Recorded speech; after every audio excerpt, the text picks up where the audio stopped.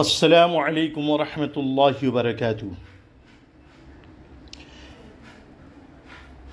اعوذ باللہ من الشیطان الرجیم، بسم اللہ الرحمن الرحیم۔ وَإِذْ قُلْنَا لِلْمَلَائِكَةِ اسْجُدُوا لِآدَمَ فَسَجَدُوا إِلَّا إِبْلِيسَ أَبَى وَاسْتَكْبَرَ وَكَانَ مِنَ الْكَافِرِينَ۔ یہ سورۃ البقرہ کی ایک آیت کریمہ ہے، آیت نمبر 34 ہے۔ اس آیت کریمہ کا ترجمہ یہ ہے: اور جب ہم نے حکم دیا فرشتوں کو کہ سجدہ کرو آدم کو، تو سب سجدے میں گر پڑے مگر شیطان نے نہیں مانا اور تکبر کیا اور وہ کافروں میں سے تھا۔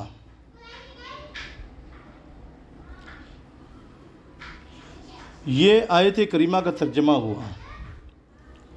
اس آیت کریمہ میں اللہ رب العزت نے حضرت آدم علیہ السلام کے متعلق اور فرشتوں کے متعلق اور ابلیس کے متعلق بیان فرمایا۔ اس آیت کریمہ میں اللہ رب العزت نے فرشتوں کو حکم دیا تھا کہ آدم علیہ السلام کو سجدہ کرے، جیسا کہ پچھلے واقعے میں جب آدم علیہ السلام کی فضیلت فرشتوں پر ظاہر ہو چکی اور دلیلوں سے یہ معاملہ ثابت ہو گیا کہ خلافت کی صلاحیت کے لیے جن علوم کی ضرورت ہے وہ حضرت آدم علیہ السلام میں سب جمع ہے۔ یعنی خلافت کی صلاحیت کے لیے جتنے بھی علوم ہو سکتے تھے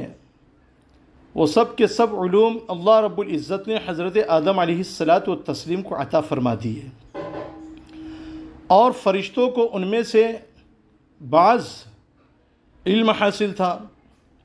اور جنوں کو تو فرشتوں سے بھی کم علم حاصل تھا،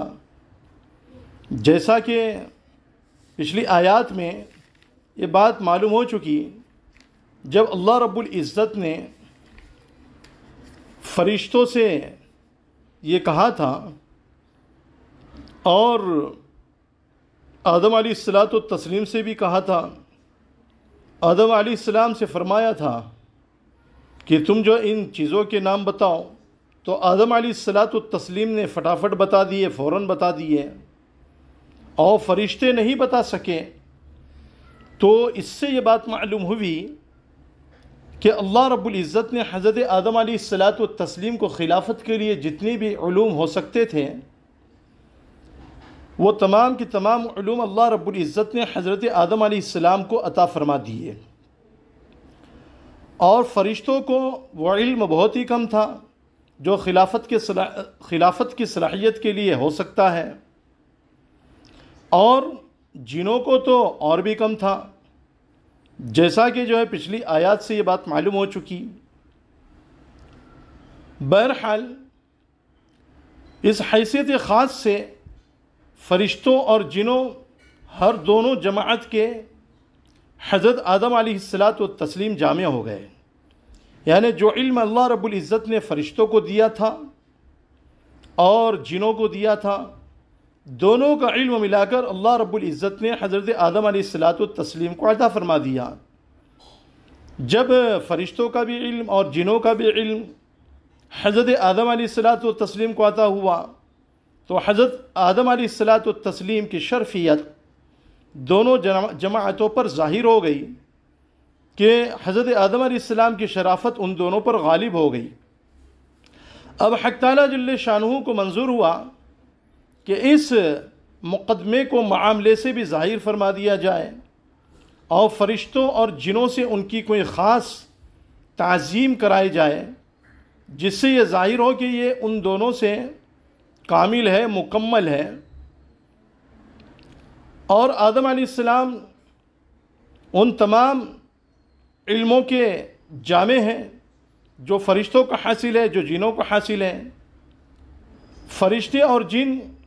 ہر دونوں جماعتوں سے کامل اور دونوں کے علوم کے جامع ہیں۔ اب حق تعالیٰ جل شانہ کو منظور ہوا کہ ان غیر کاملوں سے اس کامل کی یعنی فرشتوں سے، جنوں سے حضرت آدم علیہ السلام کی کوئی ایسی تعظیم کرائی جاوے کہ عملاً بھی یہ معاملہ ظاہر ہو جائے، یہ امر ظاہر ہو جائے کہ یہ ان دونوں سے کامل ہے، مکمل ہے، اور ان دونوں سے زیادہ علم اللہ رب العزت نے حضرت آدم علیہ السلام کو عطا فرمایا ہے۔ جب تو یہ دونوں ان کی تعظیم کر رہے ہیں اور گویا بزبان حال کہہ رہے ہیں کہ جو اوصاف، جو خوبیاں ہم میں الگ الگ ہیں وہ ان کے اندر ایک جا ہیں، یعنی آدم علیہ السلام کے اندر موجود ہے۔ اس لیے جو عمل تعظیمی تجویز فرمایا گیا اس کی حکایت ذکر فرماتے ہیں کہ ہم نے فرشتوں کو حکم دیا کہ آدم علیہ السلام کو سجدہ کرے، سب فرشتوں نے سجدہ کیا مگر ابلیس نے سجدہ کرنے سے انکار کیا اور غرور میں آ گیا۔ اس آیت کریمہ میں جو بات صاف طور پر ذکر کی گئی ہے وہ تو یہ ہے کہ آدم علیہ السلام کو سجدہ کرنے کا حکم فرشتوں کو دیا گیا، مگر آگے جب الگ کر کے یہ بتلا دیا گیا کہ سب فرشتوں نے سجدہ کیا مگر ابلیس نے نہیں کیا، تو اس سے یہ ثابت ہو گیا، معلوم ہو گیا کہ سجدہ آدم کا حکم اس وقت کی تمام عقل والی مخلوقات کے لیے عام تھا، جن میں فرشتے اور جنات سب داخل ہیں، مگر حکم میں صرف فرشتوں کے ذکر پر اس لیے اکتفا کیا گیا کہ وہ سب سے افضل اور اشرف تھے۔ یعنی جو مخلوقات اس وقت میں موجود تھیں ان مخلوقات میں اللہ رب العزت نے فرشتوں کو سب سے افضل بنایا تھا، سب سے اشرف بنایا تھا، ان کے علم کے اعتبار سے اور ان کی عبادت کی وجہ سے۔ جب آدم علیہ السلام کی تعظیم کا حکم ان کو دیا گیا تو جنات کا بدرجہ اولا اس حکم میں شامل ہونا معلوم ہو گیا۔ اس آیت کریمہ میں یعنی وَإِذْ قُلْنَا لِلْمَلَائِكَةِ اسْجُدُوا لِآدَمَ فَسَجَدُوا إِلَّا إِبْلِيسَ، دیکھو یہ آیت کریمہ جس طریقے سے یہاں پر موجود ہے پہلے پارے میں، ویسے جو ہے 8ویں پارے میں سورۃ الاعراف میں بھی موجود ہے، اور اسی طریقے سے سورۃ الکہف میں بھی موجود ہے، اور غالباً سورہ طٰہٰ کے آخر میں بھی موجود ہے۔ تو بہرحال اس آیت کریمہ میں فرشتوں کو حکم دیا گیا ہے کہ آدم علیہ السلام کو سجدہ کریں، اور سورہ یوسف میں حضرت یوسف علیہ السلام کے والدین اور بھائیوں کا مصر پہنچنے کے بعد یوسف علیہ السلام کو سجدہ کرنا ذکر کیا گیا ہے، اور وہاں پر اللہ رب العزت نے یعنی 13ویں پارے میں بیان فرمایا وَخَرُّوا لَهُ سُجَّدًا وَقَالَ يَا أَبَتِ هَذَا تَأْوِيلُ رُؤْيَايَ مِن قَبْلُ، یہ تو بالکل ظاہر ہے کہ یہ سجدہ عبادت کے لیے نہیں ہو سکتا، کیونکہ اللہ کے علاوہ کی عبادت شرک اور کفر ہے، جس میں یہ احتمال ہی نہیں کہ کسی وقت کسی شریعت میں جائز ہو سکے، اس کے سوا کوئی گنجائش نہیں، احتمال نہیں کہ قدیم یعنی پرانے انبیاء کے زمانے میں سجدے کا بھی وہی درجہ ہوگا جو ہمارے زمانے میں سلام کا، مصافحے کا، دو شخص کے گلے ملنے کا، معانقے کا اور ہاتھ چومنے کا یا تعظیم کے لیے کھڑے ہو جانے کا ہے۔ امام جساس رحمۃ اللہ علیہ نے احکام القرآن میں یہی فرمایا ہے، جیسا کہ اور تفسیروں میں بھی یہ بات موجود ہے کہ انبیاء علیہ السلام ان کی شریعت میں بڑوں کی تعظیم اور سلام کے لیے سجدہ مباح تھا، یعنی جائز تھا، شریعت محمدیہ میں منسوخ ہو گیا، یعنی اس کا حکم ختم کر دیا گیا، اور بڑوں کی تعظیم کے لیے صرف سلام، مصافحے کی اجازت دی گئی، رکوع سجدہ اور نماز کی شکل کے طریقے سے ہاتھ باندھ کر کھڑے ہونے کو ناجائز قرار دے دیا گیا۔ اس بات کی وضاحت یہ ہے کہ اصل کفر و شرک اور غیر اللہ کی عبادت یعنی اللہ کے علاوہ کی عبادت تو اصول ایمان کے خلاف ہے، وہ کبھی کسی شریعت میں جائز نہیں ہو سکتے، لیکن کچھ فعل اور کچھ اعمال ایسے ہیں جو اپنی ذات میں شرک و کفر نہیں ہیں، مگر لوگوں کی جہالت، لوگوں کی بے علمی کی وجہ سے اور غفلت کی وجہ سے، لاپرواہی کی وجہ سے وہ افعال ذریعہ شرک و کفر کا بن سکتے ہیں، ایسے افعال کو انبیاء علیہم الصلاۃ والتسلیم کی شریعتوں میں بالکل منع نہیں کیا گیا، بلکہ ان کو ذریعہ شرک بنانے سے روکا گیا، جیسے جانداروں کی تصویر بنانا اور استعمال کرنا اپنی ذات میں کفر شرک نہیں، اس لیے پچھلی شریعتوں میں جائز تھا۔ حضرت سلیمان علیہ الصلاۃ والتسلیم کے قصے میں یہ بات ذکر کی گئی ہے، یعملون له ما یشاء من محارب و تماثیل اور جفان کالجواب وقدور الراسیات، جیسا کہ 22ویں پارے میں یہ بات موجود ہے۔ اور آیت کریمہ میں اللہ نے بیان فرمایا، جس کا ترجمہ یہ ہے، یعنی جنات ان کے لیے بڑی بڑی محراب بنایا کرتے تھے اور تصویریں بنایا کرتے تھے۔ اسی طرح سجدہ تعظیمی پچھلی شریعتوں میں جائز تھا، لیکن آخرکار لوگوں کی جہالت سے یہی چیزیں شرک و بت پرستی کا ذریعہ بن گئی، اور اسی راستے سے انبیاء علیہم الصلاۃ والتسلیم کے دین و شریعت میں تحریف ہو گئی، یعنی تبدیلی ہو گئی، اور پھر دوسرے انبیاء علیہ السلام اور دوسری شریعتوں نے آ کر اس کو مٹایا۔ شریعت محمدیہ چونکہ ہمیشہ کی اور ابدی شریعت ہے، دائمی شریعت ہے، رسول اللہ صلی اللہ علیہ وسلم پر نبوت اور رسالت ختم اور آپ کی شریعت آخری شریعت ہے، اس لیے اس کو مٹانے سے اور تبدیلی سے بچانے کے لیے ہر ایسے راستے کو بند کر دیا گیا ہے جہاں سے شرک اور بت پرستی آ سکتی تھی۔ اسی لیے اللہ رب العزت نے قرآن کریم میں نبی اکرم تاجدار مدینہ محمد عربی صلی اللہ علیہ وسلم کے متعلق بیان فرمایا، ما کان محمد ابا احد من رجالکم ولکن رسول اللہ وخاتم النبیین۔ اور ایک جگہ پر یہ ارشاد فرمایا 90 پارے میں کہ آپ فرما دیجئے کہ اے لوگوں،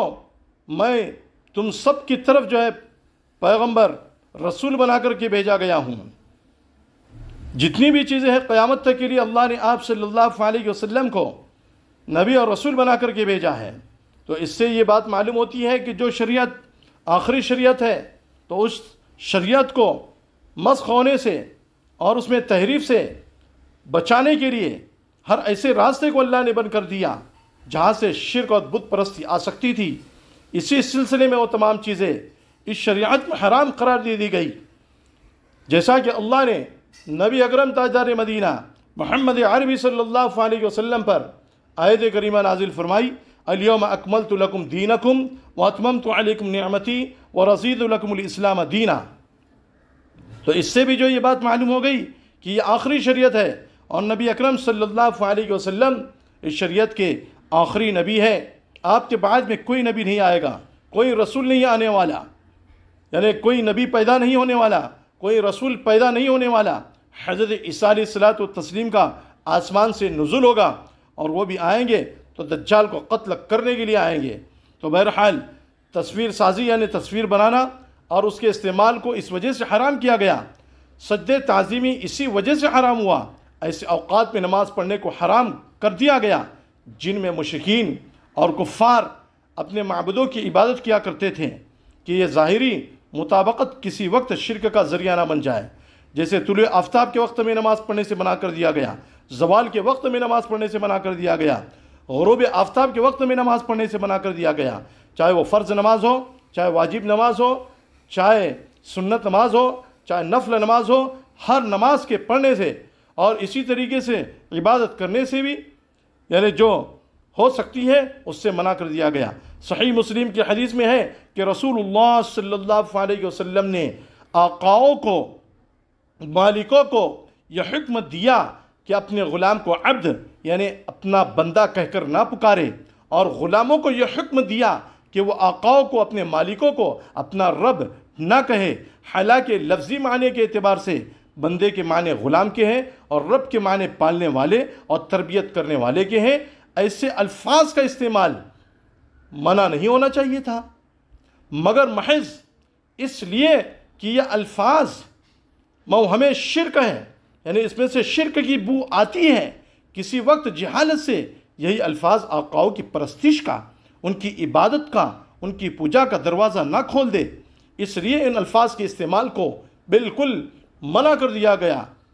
روک دیا گیا۔ خلاصہ یہ ہے کہ آدم علیہ السلام کو فرشتوں کا سجدہ اور یوسف علیہ السلام کو ان کے والدین اور بھائیوں کا سجدہ جو قرآن کریم میں ذکر کیا گیا ہے، یہ سجدہ تعظیمی تھا جو ان کی شریعت میں سلام، مصافحہ اور ہاتھ چومنے کا درجہ رکھتا تھا، اور یہ جائز تھا۔ شریعت محمدیہ کو کفر شرک کے شائبے سے، شبے سے بھی پاک رکھنا تھا۔ اس لیے اس شریعت میں اللہ تعالیٰ کے سوا کسی کو تعظیم کے قصد سے، ارادے سے بھی سجدہ یا رکوع کرنا جائز نہیں رکھا گیا۔ اس لیے جو ہے بعض علماء کرام نے، فقہاء کرام نے فرمایا کہ نماز جو اصل عبادت ہے اس میں 4 طرح کے افعال ہیں۔ ایک تو کھڑا ہونا، دوسرے بیٹھنا، تیسرے رکوع کرنا، چوتھے سجدہ کرنا۔ ان میں سے پہلے دو یعنی کھڑا ہونا اور بیٹھنا تو ایسے کام ہیں جو انسان عادتاً بھی اپنی ضرورت کے لیے کرتا ہے۔ جیسے کھانے کی ضرورت ہوتی ہے تو کھانا لینے کے لیے کھڑا ہوتا ہے، کھانا کھانے کے لیے بیٹھ جاتا ہے۔ پانی کی ضرورت ہوتی ہے تو پانی لینے کے لیے جو ہے کھڑا ہو جاتا ہے، اور پانی پینا ہوتا ہے تو اس کے لیے بیٹھ جاتا ہے۔ کام کرنا ہوتا ہے تو بیٹھ کر کے کرتا ہے۔ تو انسان اپنی ضرورتوں کے لیے کرتا ہے۔ اور عبادتاً بھی نماز میں کیے جاتے ہیں، یعنی نماز میں کھڑا ہونا بھی، قیام کرنا بھی فرض ہے، چاہے وہ واجب نماز ہو یا اسی طریقے سے جو ہے فرض نماز ہو۔ اور نفل نماز تو بیٹھ کر پڑھنا بھی جائز ہے، مگر جو شخص کھڑا ہو کر کے پڑھتا ہے اس کو مکمل ثواب ملتا ہے۔ تو عبادتاً بھی نماز میں کھڑا ہونا اور بیٹھنا پایا جاتا ہے، مگر رکوع اور سجدہ ایسے فعل ہیں جو انسان عادتاً نہیں کرتا، وہ عبادت ہی کے ساتھ مخصوص ہے۔ اس لیے ان دونوں کو شریعت محمدیہ میں عبادت ہی کا حکم دے کر غیر اللہ کے لیے منع کر دیا گیا، یعنی اللہ کے علاوہ کے لیے منع کر دیا گیا۔ اب یہاں ایک سوال باقی رہ جاتا ہے کہ سجدہ تعظیمی کا جواز، یعنی اس کا جائز ہونا تو قرآن کی پچھلی آیات سے ثابت ہوتا ہے، شریعت محمدیہ میں اس کا منسوخ ہونا کس دلیل سے ثابت ہے؟ ایک سوال ہے۔ اس کا جواب یہ ہے کہ رسول اللہ صلی اللہ علیہ وسلم کی بہت سی احادیث جو متواتر درجے کی ہیں، مسلسل جو ہم تک پہنچی ہے، متواتر مشہور حدیث سے سجدہ تعظیمی کا حرام ہونا ثابت ہے۔ رسول اکرم تاجدار مدینہ محمد عربی صلی اللہ تعالی علیہ وسلم نے فرمایا کہ اگر میں غیر اللہ کے لیے سجدہ تعظیمی کو جائز قرار دیتا تو بیوی کو حکم دیتا کہ شوہر کو سجدہ کیا کرے، مگر اس شریعت میں سجدہ تعظیم مطلقاً حرام ہے، اس لیے کسی کو کسی کے لیے جائز نہیں ہے، یعنی اللہ کے علاوہ کسی کے لیے جائز نہیں ہے کہ وہ کسی کو سجدہ کرے، چاہے وہ سجدہ حقیقی ہو چاہے سجدہ تعظیمی ہو۔ یہ جو حدیث آپ کے سامنے پیش کی گئی ہے، یہ حدیث 20 صحابہ کرام کی روایت سے ثابت ہے۔ اصول حدیث کی ایک معروف و مشہور کتاب ہے جس کا نام تدریب الراوی ہے۔ اس کتاب میں ہے کہ جس روایت کو 10 صحابہ کرام نقل فرما دے، نقل کر دے، تو وہ حدیث متواتر ہو جاتی ہے، جو قرآن کی طرح بالکل قطعی ہوتی ہے اور اس پر عمل کرنا ضروری ہو جاتا ہے۔ یہاں تو 20 صحابہ کرام سے نقل کی گئی ہے۔ یہ 20 صحابہ کی روایتیں بعض مفسرین نے اپنی کتابوں میں نقل فرما دیا ہے۔ تو بہرحال یہ کچھ ضروری باتیں تھیں جو آپ کے سامنے بیان کر دی گئی، آدم علیہ السلام کے متعلق اور فرشتوں کے متعلق، اور آدم علیہ السلام کے سامنے سجدہ کرنے سے ابلیس نے انکار کیا تھا اور وہ اللہ کا حکم ادا کرنے کا، اللہ کے حکم کو نہیں مانا، تو اس وجہ سے وہ ابلیس مردود ہو گیا اور وہ ابلیس راندہ بارگاہ ہو گیا۔ بہرحال ابلیس کا یہ جو کفر تھا یہ محض عملی نافرمانی کا نتیجہ نہیں تھا، کیونکہ کسی فرض کو عملاً ترک کر دینا، چھوڑ دینا، یہ اصول شریعت میں فسق و گناہ ہے، کفر نہیں ہے۔ اگر کوئی شخص عملی طور پر فرض کو چھوڑ دیتا ہے تو وہ شخص کافر نہیں کہلاتا ہے، وہ شخص فاسق اور فاجر کہلاتا ہے۔ ہاں اگر کوئی شخص کسی فرض کا انکار کر بیٹھے، اعوذ باللہ نماز کا انکار کر بیٹھے، حج کا انکار کر بیٹھے، زکوٰۃ کا انکار کر بیٹھے تو وہ شخص کافر ہو جاتا ہے۔ ابلیس کے کفر کا اصل سبب اللہ رب العزت کے حکم سے معارضہ کرنا تھا اور مقابلہ کرنا تھا کہ آپ نے جس کو سجدہ کرنے کا مجھے حکم دیا ہے وہ اس قابل نہیں کہ میں اس کو سجدہ کروں۔ ظاہر سی بات ہے کہ یہ مقابلہ بلا شبہ کفر ہے۔ یہ بات قابل غور ہے کہ ابلیس علم و معرفت میں یہ مقام رکھتا تھا کہ اس کو اس وقت میں طاؤس الملائکہ کہا جاتا تھا، فرشتوں کا سردار کہا جاتا تھا۔ پھر اس سے یہ حرکت کیسے صادر ہوئی؟ تو بعض علماء نے فرمایا کہ اس کے تکبر کے سبب سے اللہ نے اس سے اپنی دی ہوئی معرفت، اپنی دی ہوئی پہچان اور علم و فہم، سمجھ کی دولت سلب کر لی، چھین لی، اس لیے ایسی جہالت کا کام کر بیٹھا۔ اور بعض علماء نے فرمایا کہ مرتبے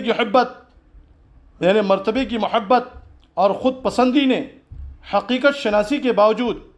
یعنی وہ حقیقت کو جانتا تھا اور وہ اس بات کو بھی جانتا تھا کہ اصل مرتبہ تو آدم علیہ السلام کا ہے، اور حقیقت کو بھی جانتا تھا، اس کے باوجود وہ اپنی انانیت میں اور کفر میں، تکبر میں مبتلا کر دیا گیا۔ تو بہرحال یہاں پر جو ہے علامہ آلوسی رحمۃ اللہ علیہ نے تفسیر روح المعانی میں ایک شعر نقل کیا ہے، جس کا حاصل یہ ہے کہ بعض اوقات کسی گناہ کے وبال سے اللہ رب العزت کی تائید اور مدد انسان کا ساتھ چھوڑ دیتی ہے، تو اس کی ہر کوشش اور عمل اس کو گمراہی کی طرف دھکیل دیتا ہے۔ روح المعانی میں اس سے یہ بھی ثابت ہو گیا کہ انسان کا ایمان وہی معتبر ہے جو آخر عمر اور اول منازل آخرت تک ساتھ رہے، یعنی قیامت تک جو ایمان ہمارے ساتھ میں رہے گا وہی ایمان معتبر ہوگا۔ موجودہ ایمان اور عمل اور علم معرفت پر انسان کو غرہ نہیں ہونا چاہیے، تکبر نہیں کرنا چاہیے اور اترانا نہیں چاہیے، فخر نہیں کرنا چاہیے، انانیت میں نہیں آنا چاہیے، حکم ربانی کا معارضہ اور مقابلہ نہیں کرنا چاہیے، غرور نہیں کرنا چاہیے، بلکہ جو ایمان آپ کو اور ہم کو عطا ہوا ہے من جانب اللہ کی جانب سے، اس کو غنیمت سمجھ کر اس کی محنت اور اس کی کوشش کرنا چاہیے کہ ایمان مرنے تک ہمارے ساتھ میں رہے، ہم جو ہے اسلام پر عمل کرنے والے ہوں اور ایمان کی حالت میں ہمارا اس دنیا سے جانا ہو اور ہم ایمان کے ساتھ میں اس دنیا سے رخصت ہو جائے، مرنے کے وقت کلمہ طیبہ ہماری زبانوں پر جاری ہو جائے۔ تو یہ کچھ ضروری باتیں تھیں جو سورہ بقرہ کی آیت نمبر 34 کے متعلق تھی، اس کو اب حضرات کے سامنے بیان کر دیا گیا۔ اللہ رب العزت آپ کو بھی اور مجھ کو بھی کہنے اور سننے زیادہ عمل کی توفیق نصیب فرمائے۔ السلام علیکم ورحمۃ اللہ وبرکاتہ۔